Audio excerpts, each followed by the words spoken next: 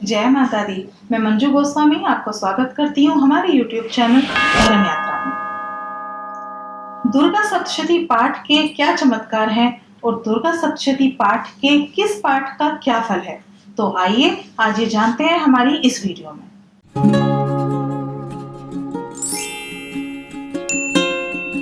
दुर्गा सप्तशती एक ऐसा वरदान है, एक ऐसा प्रसाद है कि जो भी प्राणी इसे ग्रहण कर लेता है वो प्राणी धन्य हो जाता है। इसके हर अध्याय का एक खास और अलग ही उद्देश्य बताया गया है और ये देवी के विभिन्न शक्तियों को जागृत करने के 13 ब्रह्मास्त्र कह सकते हैं। तो आइए जानते हैं चमत्कारिक दुर्गा सप्तशती पाठ की 4 अद्भुत बातें जो आपको अवश्य ही पता होनी चाहिए। श्री मार्कंडेय पुराण में वर्णित चमत्कारिक देवी महात्म्य में माँ दुर्गा के विभिन्न स्वरूपों का वर्णन है। नंबर 2, इसे स्वयं ब्रह्मा जी ने मनुष्यों की रक्षा के लिए बेहद ही गुप्त और परम उपयोगी मनुष्य का कल्याणकारी देवी कवच बताया है। स्वयं ब्रह्मदेव ने कहा है कि जो मनुष्य दुर्गा सप्तशती का पाठ करेगा वो परम सुख भोगेगा। नंबर 3, इस दुर्गा सप्तशती को शतचंडी, नवचंडी एवं चंडी पाठ भी कहा जाता है। नंबर 4, ये एक जागृत तंत्र विज्ञान है। दुर्गा सप्तशती पाठ के श्लोकों का असर निश्चित रूप से होता है और तीव्र गति से इसका प्रभाव पड़ता है। इसमें ब्रह्मांड की तीव्र शक्तियों का ज्ञान छुपा हुआ है। यदि मनुष्य सही तरीके से और सही विधि से इसका पाठ करता है तो मनुष्य के जीवन की समस्त परेशानियां समाप्त हो जाती हैं, या फिर ये कह सकते हैं कि समस्या उस मनुष्य के निकट ही नहीं आती है, रास्ता भूल जाती हैं। तो चलिए अब हम जानते हैं कि दुर्गा सप्तशती पाठ के सब अध्यायों को किस तरह विभाजित किया गया है और हर अध्याय का अलग से क्या महत्व है। दुर्गा सप्तशती में 13 अध्याय हैं जिन्हें 3 हिस्सों में या 3 चरित्रों में बांटा गया है। प्रथम चरित्र यानी कि इसमें पहला अध्याय है जिसमें मधु और कैटभ के वध की कथा मिलती है। मध्यम चरित्र जिसमें कि दूसरा, तीसरा और चौथा अध्याय है जिसमें सेना सहित महिषासुर के वध की कथा है। और उत्तम चरित्र जिसमें अध्याय 5 से लेकर अध्याय 13 तक हैं, जिनमें शुंभ निशुंभ के वध की कथा और सूरत एवं वैश्य को मिले देवी के वरदान की कथा मिलती है। तो चलिए आइए जानते हैं कि दुर्गा सप्तशती पाठ के 13 अध्याय पढ़ने से क्या लाभ मिलते हैं और हमारी विभिन्न समस्या से छुटकारा पाने के लिए हमें किन अध्यायों का पाठ या अध्ययन करना चाहिए। तो आइए जानते हैं दुर्गा सप्तशती के पाठ के क्या फल हैं। दुर्गा सप्तशती अध्याय 1 का क्या फल है।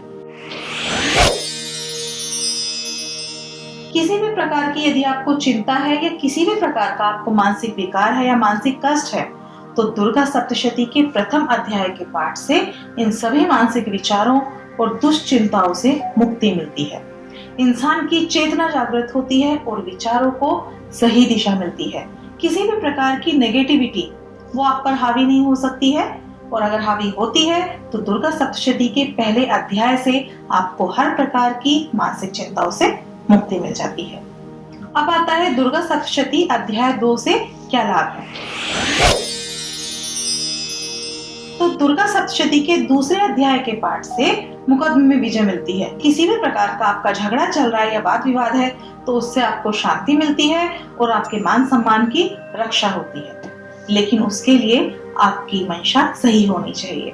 अगर आप झूठ की बुनियाद में कभी इस अध्याय का पाठ करते हैं और चाहते हैं कि माता आपकी सहायता करे तो यह आपकी भूल होगी। इसके लिए अपना मन, अपनी मंशा हमेशा सही रखें। अध्याय 3 पर हम आते हैं तो तीसरे अध्याय का पाठ शत्रुओं से मुक्ति दिलाने के लिए किया जाता है। जिन लोगों को शत्रुओं का भय होता है और उनके जीवन में वो बहुत बड़ी पीड़ा का कारण होता है, क्योंकि भयग्रस्त व्यक्ति चाहे वो कितना भी सुख सुविधा में हो वो कभी भी सुखी नहीं रह सकता। तो अगर आपके गुप्त शत्रु हैं जिनका आपको नहीं पता है, जो सबसे ज्यादा हानि आपको पहुंचा सकते हैं, इसके लिए आप दुर्गा सप्तशती के तीसरे अध्याय का पाठ करें, वो अति उत्तम होगा। दुर्गा सप्तशती अध्याय 4। दुर्गा सप्तशती के चतुर्थी अध्याय से माँ की भक्ति प्राप्त करने के लिए, उनकी शक्ति, उनकी ऊर्जा को प्राप्त करने के लिए और उनके दर्शनों के लिए सर्वोत्तम है। अर्थात अगर आप माँ की भक्ति पाना चाहते हैं तो आप अध्याय चतुर्थी का अध्ययन करें। अब आता है दुर्गा सप्तशती का अध्याय 5। तो 5वें अध्याय के प्रभाव से हर प्रकार के भय का नाश होता है, चाहे वो भूत प्रेत की बाधा हो या फिर बुरे स्वप्न परेशान कर रहे हैं। तो आप अध्याय 5 का अध्ययन करें, आपको अध्याय 5 के अध्ययन से इन सभी चीजों से मुक्ति मिलेगी। अब आता है दुर्गा सप्तशती के अध्याय 6 से क्या फायदे हैं।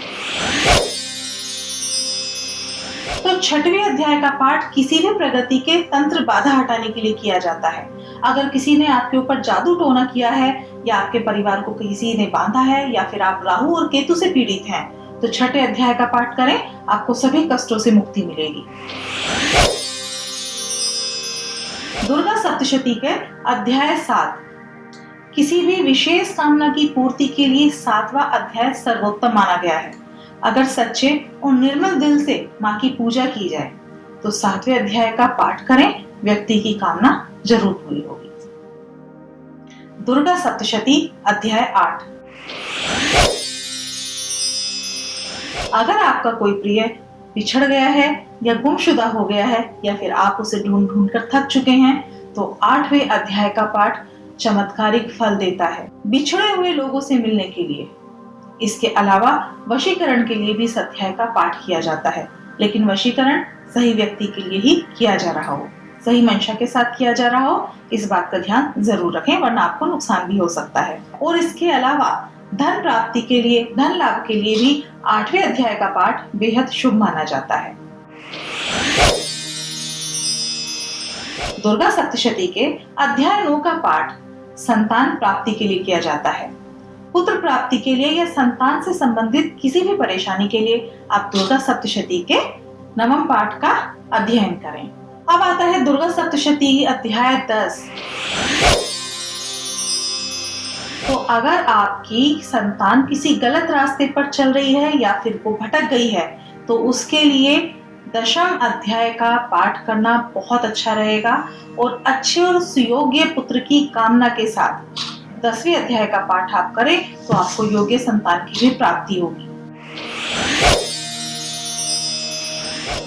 दुर्गा सप्तशती 11वें अध्याय का अध्ययन करने से अगर आपको व्यापार में हानि हो रही है या फिर आपका किसी भी तरीके का पैसा रुका हुआ है, तो उससे आपको लाभ मिलेगा और आपके अनावश्यक खर्चे अपने आप ही बंद हो जाएंगे और आपके घर में सुख और शांति का वास होगा। अब आते हैं दुर्गा सप्तशती के 12वें अध्याय पर। 12वां अध्याय का पाठ करने से व्यक्ति को मान सम्मान की प्राप्ति होती है। अगर किसी व्यक्ति पर गलत दोषारोपण किसी तरीके से किया जाता है जिससे उसके सम्मान की हानि हो, तो ऐसी स्थिति से बचने के लिए दुर्गा सप्तशती के 12वें अध्याय का पाठ करें। उससे आपको रोगों से मुक्ति भी मिलेगी और आपका मान सम्मान भी बना रहेगा। अब आता है दुर्गा सप्तशती का अंतिम अध्याय अर्थात अध्याय 13। तो 13वें अध्याय का पाठ माँ भगवती की भक्ति प्रदान करता है। किसी भी साधना के बाद माँ की पूर्ण भक्ति के लिए इस अध्याय का पाठ अति महत्व है। किसी विशेष मनोकामनाओं को पूर्ण करने के लिए भी, किसी भी इच्छित वस्तु की प्राप्ति के लिए यह अध्याय का पाठ अत्यंत प्रभावी माना गया है। तो ये हमने आज आपको बताया कि श्री दुर्गा सप्तशती के हर पाठ का कुछ ना कुछ अपना ही चमत्कार है, अलग ही विशेषता है। मैं उम्मीद करती हूँ मेरी आज की वीडियो आपको पसंद आई होगी। हमारी वीडियो को शेयर करें, लाइक करें, चैनल को सब्सक्राइब करें। तब तक मिलते हैं एक नई वीडियो में एक नए अध्याय के साथ। जय माता दी। अगर आपको हमारी वीडियो पसंद आई है, आप हमारे चैनल पर नए हैं, तो चैनल को सब्सक्राइब करना ना भूलें और बेल आइकन को भी जरूर दबाएं, जिससे कि हमारी नेक्स्ट वीडियोस की अपडेट्स आप तक पहुंच सकें। उड़ीसा में एक चमत्कारिक मंदिर है जहां का झंडा हवा के विपरीत फहराता है। वीडियो देखने के लिए ऊपर लिंक दिया गया है, उस पर क्लिक करें।